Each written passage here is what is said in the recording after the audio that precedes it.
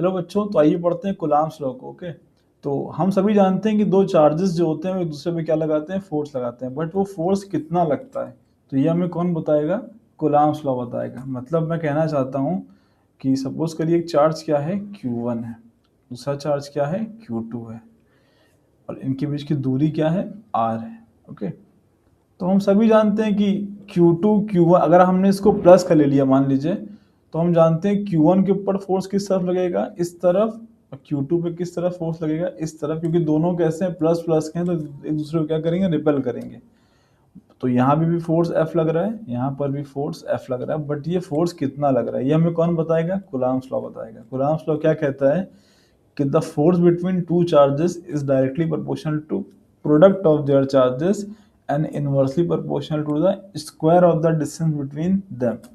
मतलब वो कहना चाह रहा है कि जो इनके बीच में फोर्स लग रहा है F, वो डायरेक्टली प्रोपोर्शनल किसके है, प्रोडक्ट ऑफ देयर चार्जेस। और दूसरी बात वो कहना चाह रहा है कि वो क्या है, product of their charges and inversely proportional to the square of the distance between, यानी कि इनके बीच की जो दूरी है उसका क्या, स्क्वायर, उसके क्या है, ये इनवर्सली प्रोपोर्शनल है। यानी अगर इनको हम क्या करें, अलग मिला दें तो क्या हो जाएगा, Q1 Q2 बाई आर का स्क्वायर। ओके, तो अगर आप यहाँ से प्रोपोर्शनलिटी को हटाएंगे तो क्या लगाएंगे, कांस्टेंट लगा देंगे, तो आप वहाँ उस पर कांस्टेंट लगा दीजिए। तो F बराबर क्या आ जाएगा, K Q1 Q2 by R का स्क्वायर। ओके, तो अब यहाँ थोड़ी सी हम लोग बात करते हैं इस बारे में कि जो कांस्टेंट हमने लगाया है इसकी एक वैल्यू फिक्स नहीं है। फिक्स मतलब किसी मीडियम के लिए तो फिक्स है, बट अगर मीडियम बदल जाएगा तो इसकी वैल्यू क्या हो जाएगी, बदल जाएगी। जैसे कि हम सभी जानते हैं कि दो मासेस के बीच में लगने वाला फोर्स जो होता है, यानी न्यूटन्स लॉ ऑफ ग्रेविटेशन जब आपने पढ़ा होगा, तो वहाँ पे कांस्टेंट टर्म आया होगा कैपिटल लेटर G। तो वो G हमारा जानते हैं फिक्स रहता है। वो मासेस चाहे कहीं भी रखे हों, मतलब उनके बीच का मीडियम चाहे एयर हो, वैक्यूम हो, ऑयल हो, वाटर हो, कुछ भी हो, वो कांस्टेंट नहीं बदलता। मतलब दो मासेस के बीच में लगने वाला जो फोर्स है वो मीडियम पे डिपेंड नहीं करता। बट यहाँ पे जब हम चार्ज को देखते हैं तो यहाँ डिपेंड करता है। फिलहाल for air and vacuum, vacuum के लिए इस K की वैल्यू क्या होती है, 1/4 पाई एप्सिलॉन नॉट, और इसकी जो न्यूमेरिकल वैल्यू क्या है, 9 × 10⁹ ओके, तो अगर हम इसको ये वैल्यूज पुट कर दें, बट ये आप याद रखिए किसके लिए है, हवा के लिए या वैक्यूम के लिए। तो फोर्स का हमारा क्या आंसर आएगा overall, 1/4 pi epsilon naught into Q1 Q2 by R का स्क्वायर। ये फॉर्मूला मैं चाहता लिख देता पहले, बट मैं ये आपको बताना चाहता हूँ कि ये फोर्स मीडियम पे डिपेंड करता है। ओके, आप इसको ध्यान में रखिएगा, ये फोर्स मीडियम पे डिपेंड करता है। ओके, तो आइए इसको हम आगे पढ़ते हैं ज़रा सा। तो बच्चा ये बात करते हैं इसकी यूनिट की। ओके, तो यूनिट इसकी क्या होगी, तो हम जानते हैं फोर्स बराबर हमने क्या पढ़ा अभी, K Q1 Q2 by R का स्क्वायर। जब आप यूनिट लिखेंगे तो आप कांस्टेंट को हटा दीजिए, देखिए कांस्टेंट अभी हटा दीजिए, और ये चार्ज Q1 क्या है, चार्ज, इसकी यूनिट क्या होती है, कूलाम, इसके भी यूनिट क्या है, कूलाम, और ये क्या है, मीटर। यानी हम क्या लिखेंगे, कूलाम इंटू कूलाम पर मीटर का स्क्वायर, यानी ये क्या बन जाएगा, कूलाम का स्क्वायर पर मीटर का स्क्वायर। तो ये यूनिट आ गई उसकी। बाकी फोर्स की यूनिट तो न्यूटन है ही, बट ये भी एक यूनिट है उसकी। ओके, ये हमने कहाँ से निकाली है, उसके फॉर्मूले से निकाली है। तो बच्चों आइए पढ़ते हैं इनके बारे में इंपॉर्टेंट टॉपिक्स जो बहुत ज़रूरी है पढ़ना। पहला टॉपिक क्या है कि पहला पॉइंट क्या है कि only applicable on point charges. ये पॉइंट चार्जेस का मतलब क्या है, तो मैं कहना है आपसे ये चाहता हूँ कि जब मैंने Q1 बोला था और मैंने क्या बोला था, Q2 बोला था, दूरी मैंने क्या बोली थी इनके बीच में, R, तो मैंने ये कंफर्म किया था कि ये Q1 मैंने क्या माना है, पॉइंट चार्ज, मतलब बहुत छोटा। बहुत छोटा मतलब दिखने में बहुत छोटा नहीं, इस दूरी के मुकाबले में क्या हो, बहुत छोटा हो। जैसे कि अगर हम बात करें कि दो डस्ट पार्टिकल जो होते हैं, डस्ट पार्टिकल अगर वो 1 मीटर की दूरी पे हो तो वो as a point charge behave करेंगे, हम उनको पॉइंट चार्ज मान सकते हैं। तो आप सोचोगे हर छोटी चीज़ को हम पॉइंट चार्ज मान लेंगे, बट नहीं, तारा देखिए कितना बड़ा होता है तारा, तो यहाँ से जो तारा एक है कितनी दूर है आपसे, बट वो कितना बड़ा है, बट हमें कैसा दिखता है, वो एक पॉइंट की तरह दिखता है ना। तो यहाँ पे उसका साइज मैटर नहीं करता, हम दूरी यानी उन चार्जेस के बीच में दूरी क्या है वो, और उस चार्ज का जो साइज है उसको कंपेयर करके देखते हैं कि ये as a point charge behave कर रहा है कि नहीं कर रहा है। मतलब एक तारा और दूसरे तारे को के बीच में, सपोज करिए एक तारे पर भी चार्ज है और दूसरे तारे पर भी चार्ज है, और उनके बीच की दूरी हमको पता है, वो ऑब्वियस बात है लाइट ईयर्स में होगी, तो वो as a point charge behave करेंगे। बट वही मैम यहाँ पर अपनी कमरे को देखें ढंग से, तो यहाँ पे टेबल भी है, चेयर भी है, तो इनके बीच में दूरी मान लीजिए 2 मीटर 3 मीटर के आसपास अगर है, तो ये as a point charge behave नहीं करेंगे, इनके ऊपर हम कूलम्ब्स लॉ नहीं लगा सकते।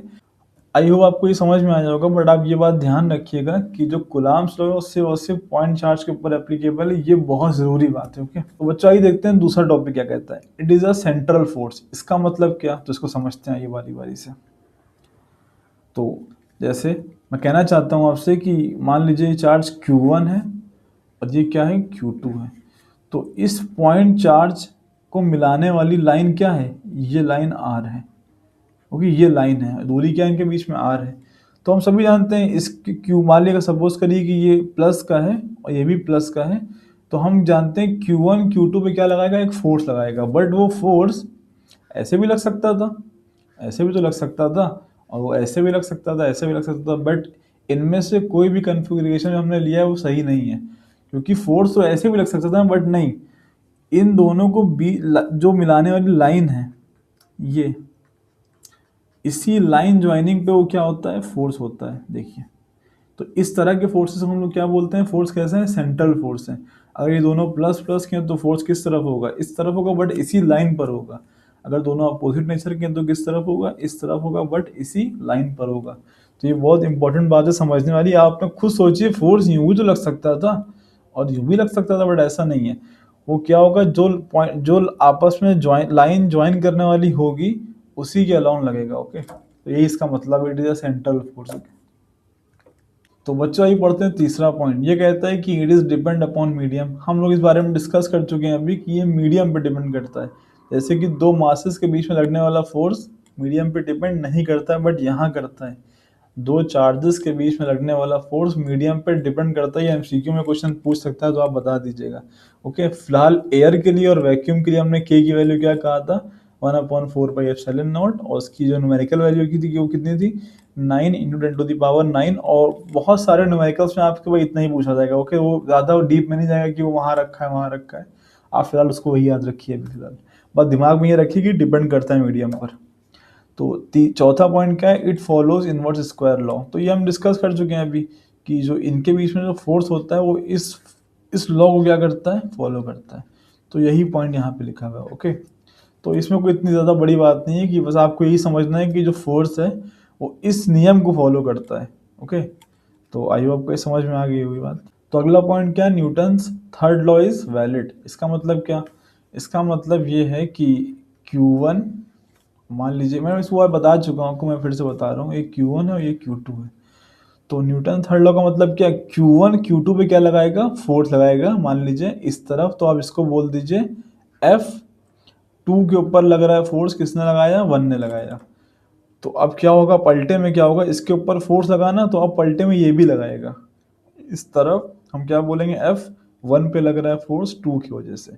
तो न्यूटन थर्ड लॉ कहते हैं दोनों फोर्सेस क्या होंगे, आपस में इक्वल होंगे, बट नेचर में क्या होंगे, अपोजिट होंगे। ये वही बात है ना कि न्यूटन थर्ड लॉ क्या कहता है कि अगर एक बॉडी ए ने बी के ऊपर फोर्स लगाया तो पलटे में बी भी ए के ऊपर फोर्स लगाएगी। तो हम यहाँ पे क्या कहेंगे कि F1 2 पे जो फोर्स लग रहा है वो बराबर होगा किसके, F2 और 1 पे लगने वाले, बट निशान कैसा रहेगा, माइनस का। माइनस का निशान सिर्फ इतना बताना चाह रहा है आपको कि दोनों फोर्सेस मैग्नीट्यूड में क्या होंगे, बराबर होंगे, बट डायरेक्शन कैसी होगी, अपोजिट होगी। ओके, तो आई होप आपको समझ में आया होगा। तो बच्चों आइए देखते हैं अगला पॉइंट क्या कहता है, it is conservative in nature. इसका मतलब क्या, यानी कि हम सभी जानते हैं कि फोर्सेस दो तरह के होते हैं, एक कैसा होता है कंजर्वेटिव, दूसरा कौन सा होता है, नॉन कंजर्वेटिव। जैसे कंजर्वेटिव के हमने एग्जांपल पढ़ रखे हैं, जैसे क्या ग्रेविटेशनल फोर्स कैसा फोर्स है, कंजर्वेटिव फोर्स है। वैसे ही इलेक्ट्रोस्टैटिक फोर्स भी कैसा फोर्स है, एक कंजर्वेटिव फोर्स है। बट वही फ्रिक्शनल फोर्स जैसे हो गया वो कैसा है, नॉन कंजर्वेटिव फोर्स है। मतलब क्या इसका, इसका मतलब ये है कि ये वो फोर्सेस होते हैं जिनके द्वारा किया गया वर्क वो क्या होता है, वो पाथ पे डिपेंड नहीं करता, उससे वो सिर्फ इनिशियल एंड फाइनल पोजीशन पे डिपेंड करता है बस। अगर आप एग्जाम में ये पॉइंट्स पे लिख के आ जाएंगे तो आपको मार्क्स मिल जाएंगे। आप इनको थोड़ा थोड़ा डिफाइन कर दीजिएगा। ओके, कंजर्वेटिव फोर्स वही फोर्स होते हैं जिनके द्वारा किया गया वर्क डन पाथ पे डिपेंड नहीं करता, उससे वो सिर्फ इनिशियल एंड फाइनल पोजीशन पे डिपेंड करता है। ओके, तो बच्चों आइए पढ़ते हैं अगला पॉइंट। ये कह रहा है it is a long range force. इसका मतलब क्या, मतलब क्या कि कोलम्बियन फोर्स कैसा है, लॉन्ग रेंज का फोर्स, यानी कि दूरी बढ़ा दीजिए तब भी Q1 Q2 को क्या करेगा, इन्फ्लुएंस करेगा, उसको रिस्पॉन्ड करेगा। अब जब मैंने लॉन्ग रेंज का यूज़ किया तो आप सोचते हो क्या नेचर में शॉर्ट रेंज के भी फोर्स होते हैं क्या? हाँ बिल्कुल होते हैं। क्या कैसे होते हैं वो? अब आप सपोज करिए कि एक प्रोटॉन है, यानी दो प्रोटॉन है, हम उनको क्या करें 1 मीटर की दूरी पर रखें। ओके, आप सपोज करिए, यहाँ पर समझा देता हूँ इसको। आप सपोज करिए कि एक प्रोटॉन ये है P और एक प्रोटॉन ये P। ओके, अब इनके बीच में दूरी क्या मान लीजिए, R मान लीजिए, ये दूरी लगभग मान लीजिए सपोज करिए 2 मीटर की है। तो इनके बीच में अभी जो फोर्स काम कर रहा है वो कौन सा है, इलेक्ट्रोस्टैटिक फोर्स। कौन सा है, इलेक्ट्रोस्टैटिक फोर्स। अब आप क्या करिए, दूरी को कम करिए, क्या करिए, दूरी को, यानी इनको पास पास आना शुरू करिए। तो जब ये बहुत पास आ जाएंगे, क्या हो जाएंगे, बहुत पास, ये प्रोटॉन और ये दूसरा प्रोटॉन, और दूरी अब क्या मीटर में नहीं है, किस में आ चुकी है, फेम्टोमीटर में।